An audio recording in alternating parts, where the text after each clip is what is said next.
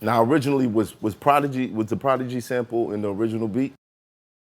Now the Prodigy. All right, so we're gonna do the throw your hands up. Yep. All right. So, of course, I'm doing the beat. Throw your hands up, joint. Come on. I actually took it from the acapella of "Throw Your Hands Up" by Cypress Hill. With Cypress Hill, MC8, Redman, Eric Sermon. I think that was the only people on there. So I put the "Throw Your Hands Up" in there. I'm figuring since it's only an acapella, ain't really nothing to clear, and it's a remix. So the Soul Assassins say, "Yo, this is a Soul Assassins in the building. Want a new Cypress Hill remix? We want you to throw your hands up." Yeah, I sampled it. Throw your hands up. Put it in a song. I didn't think nothing of it. So, song comes out, blows up. All of a sudden, my Jan Walden, my lawyer, calls me in the office and says, "Yo, I get a call from a lady talking about throw your hands up is somebody she knows. She puts a claim in." So then Jay asks me and says, "Yo, throw your hands up, is that?" So I said, damn, I sampled it from a joint, acapella, you know what I'm saying? I was saying to myself, it does sound like P, but it does sound how the like fuck? P. I always thought it was just thought somebody was a good sample nigga that caught it. Yeah. True story. I'm in Virgin Records when it was on the 42nd Street. I mean, not 42nd Street, but the Times Square. Yeah. I'm in there buying records. I'm online looking at a girl at the cashier, and from the way the line is gonna work, I'm gonna walk to her. Right. So I'm like, damn, she's fine, man. Like, bad shit. Damn, the way the line's working, I'm about to go. I'm next. You're gonna get to that. You're gonna get to. Homeboy starts stalling with her. This dude calls me to the cashier. I put all my shit up there. He looks at me, he says, "Yo, you Rockwilder, right?" He said, "Yeah." He said, "Yo, I'm the throw your hands up nigga. I'm the throw your hands up nigga." I said, "What?" He said, "Throw your hands up, that's me. That's me." I said, "Yo." I said, "How did you know that was you?" He said, I'm laying down with my girl. He says, the song comes on. I'm like, yo, this song is hot. This song is hot. She starts listening to it and says, "Babe, that sounds like you." He says, "Nah, that ain't me." She said, "No, let's play this again." She said, "Babe, that's you." She was the one that called my lawyer. He said, "I would have never knew." Did you He end up said having she to pay him? pointed it out.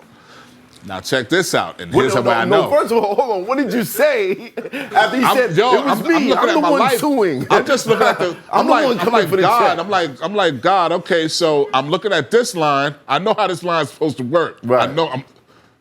I was supposed to be there. Right. You send me right to the dude to clear this whole thing up. Now, from what I do know, is that although I sampled his voice, that was a remix of an original. So he can't get paid. So the original people get paid. Gotta get paid. He don't get paid. So the original "Throw Your Hands Up" mix, I think, gets paid off of the writers on that. Right. The Soul Assassins remix, I don't know if they get the money. No, they don't. Wow. You know what I'm saying? I hope he got paid. No, he don't get the money. I hope he got paid. He ain't getting nothing. So you made that call for nothing. Well, I think right now he can ride off into the sunset like, yo, I'm a part of history. Yeah. Part of history. What about the original sample that used his voice? Would he get paid off for that? No. No. It's not He never his. said it on the original. He was on the remix. He was on the remix. So once you on a remix, technically most remix. No, hold on. Let me goes to understand the the sequence because I'm lost. You took it from a song, right? So what about from that original song? No, I'm trying to explain to All right, you. my fault for. When you do a remix, you don't have no rights to it. Very few remixes do they go back and restripe them, which means that you can make money off it is if they restripe it. Yeah. Right? So when you have Bootylicious remix that goes wild crazy, they'll restripe it and give you royalties off of it. But you're not gonna get publishing off of it. Yeah. You're gonna get royalties. So he probably got royalties, but not he didn't get no royalties. Nah. because he remixed the original. So he. Do you think he gets money off the original? No, he has to pay. He has to produce the original. He would have had to produce the original. The original people are who have the rights to everything. So if I go lay this beat down and you put something on my beat and make it a remix, you have no rights to my shit. I'm talking about the voice, right? You have no rights to my shit. Same shit. This is a remix. You have no rights. I created this. It might just be a buyout. It might just been a buyout. He ain't buying nothing. He ain't getting Well, he got paid off nothing. the remix. He ain't gonna get. If he gets paid off the remix, Yeah. he can't get paid off of what you did from another nigga record. Unless he brought the original. Unless He he brought the can't get original. paid. Wow. Unless he brought the Well, original. let's hope that from the actual issue of it. If he had the money to buy the original, he wouldn't be cashing you out in the record store. So what happened when you saw it was just that meeting, that translation. He was just tripping off the fact that I'm on it. I'm on it. Yeah. You know what I'm saying? And the fact that his girl, stay with her. She know your voice, nigga. You know what I'm saying? She know your voice. Marry her. You know what I'm saying? She got you right. Right. Because you didn't know. You know what I'm saying? So that's what happened. So, but the whole in the whole scheme of things, nobody. I feel like I was just having to get mine in the game. Because when you grow up in the game, I figured you gotta go through your thing. I was always doing stuff for E. You know what I'm saying? When Eve didn't want to do it, I did it. So it wasn't like Eve was trying to just Right. You know what I'm saying? It was just a situation. You know what I'm Did saying? they ever fix the credits? Huh? Did they ever fix the credits? They're fixing the credits now. Okay. Because I am in the Wikipedia. So the Wikipedia is credit that I actually was on it. So it's still an Eric Sermon credit. It's just a co-production by Daryl Pop Trotter and Rockwilder. I could deal with that. He is Funk Lloyd. As long you as know you what I'm get saying? that in the catalog. Yeah, you know what I'm saying? Right. I mean, niggas know now. Right. Niggas is like, oh shit, Rockwilder did resume. Well, he I definitely gotta know ask now. you. This is a producer question. Huh. Because when I heard that record the first time, I was like, because I used to produce. Yeah. Like, is that a 3-bar loop? Do it again. Do it again. Do it again. It's a 3-3-3-4. So it's boom, boom, boom.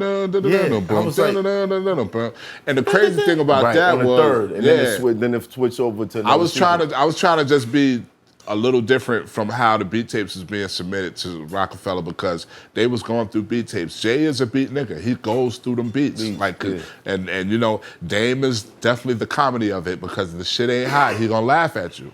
You know what I'm saying? I was just amazed that it's a 3-bar loop, but they're riding it perfect. Yeah, they're riding it. I think me doing that kind of like made things different. Like, kind of like, all right, nigga, I'm here. You know what I'm saying? I did that purposely, and I was definitely inspired off Q-Tip's 3-bar beats. Q-Tip has amazing 3-bar beats that I was definitely in love with. And I was also, the intros that I was doing. Shout out to Q-Tip. Yeah, shout out to Q-Tip. Thank You for Award Tour because that song is like so infectious to my life right now. I play it every morning, like Award Tour, I play it. You know what I'm saying? And my intros was inspired off Swiss.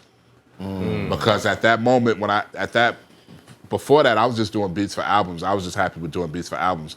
But I did see that the dance floor in the club was kind of going to this next thing, and Swiss was definitely introducing that type of vibe, that energy. That was definitely dope.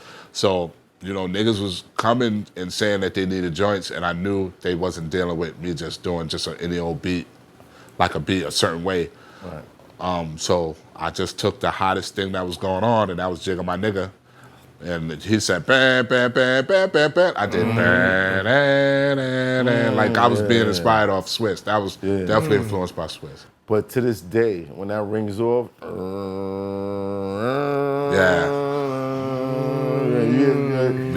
it's just like, crazy. And that's how I felt when I used to hear Jigga My Nigga. I used to be like, damn, when that bam, bam, bam, bam. Like Swiss used to have them intros and I was like, all right, so in order for me to jump in, I gotta introduce my shit too. Yeah. So Swiss was definitely my inspiration for that That intro. shit's hard. That's what's up. Crazy. I mean, we it's like damn, oh shit, you sampled my shit. Like, I'm just like, wow. I'm like, wow. That just This means is you're where we getting at in old. hip-hop. That just means you're getting old. And you getting old good. You're getting good old. Because 20 years later, it's still. And then the Lobby Boys did it. You know what I'm saying? Like, you know, it's just like, damn, you're sampling me now. So I did my job. You know what I'm saying? That's dope. It's hot for trapper turn smack rapper. Only smack rapper that you know is smack rappers. Got bars I can hang with the backpackers. Trap star, I don't hang with the backpackers. I'm in the hood with the work you heard. Making fiends leave earth you heard. Got your baby mama thirst you heard. Feel the flow, nigga, throw it in reverse. This the wave you need to surf you heard.